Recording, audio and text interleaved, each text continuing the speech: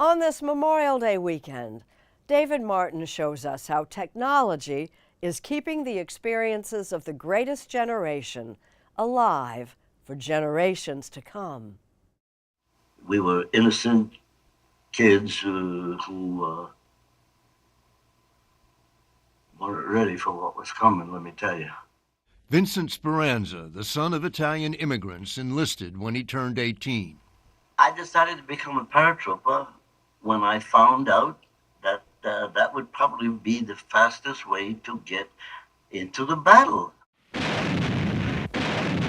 And fought in the Battle of the Bulge, Hitler's last gasp attempt to stave off defeat in the final months of the war in Europe. 12,000 Americans in that town held off 56,000 German troops. Vincent Speranza died last year, but visitors to the National World War II Museum in New Orleans can still talk to him. Did you have any close calls? I was trying to take a drink from my canteen, and it slipped out of my hands.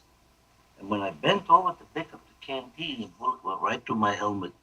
Had I been standing, it would have went right through the middle of my chest.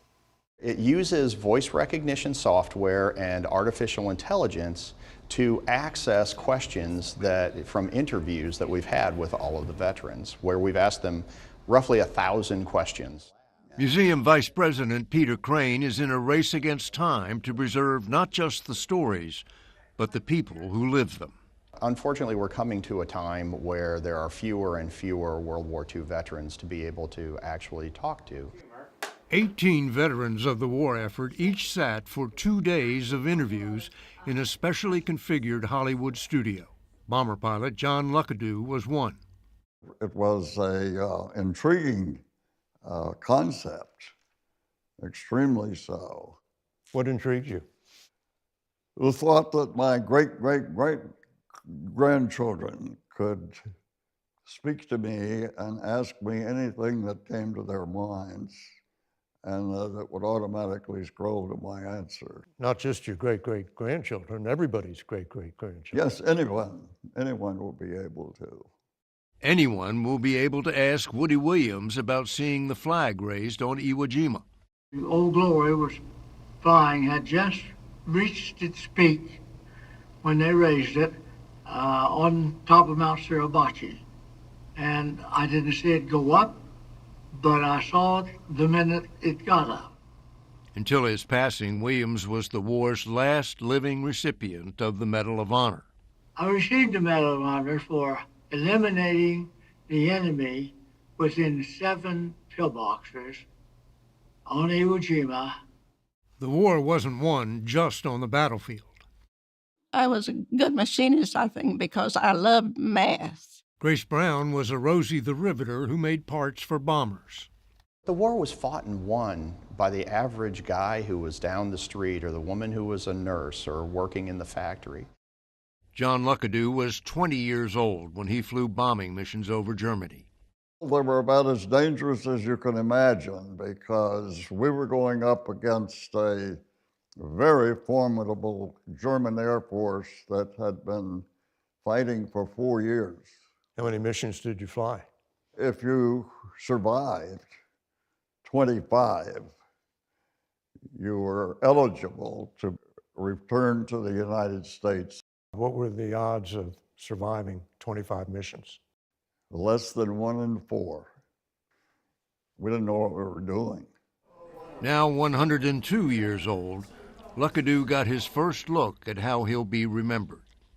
What was your worst mission? As we turned on the bomb run, we had an 18-ship formation. We lost 12 out of the 18 ships instantly. So what do you think of your answers? Kind of eerie to speak to yourself. So that's the self. All right. That generations are going to know. All right. You good with that? Well, it'll be interesting to see how the generations react to it. Yeah. It's not very important as to how I react to it. React not just to his war stories, but to what happened when he came home. They rationed us to a fifth of whiskey a day. I soon realized that that wasn't enough. I was rapidly becoming an alcoholic. Young generations are going to find out that too about you. Well, I did want to convey the fact that this is the kind of state that you could be left in if you were experiencing what we experienced in those days. That war does that, can do that to you. I'm sorry. It's overwhelming. Corbett Summers, whose father served in World War II, was one of the first members of the public to see the new exhibit.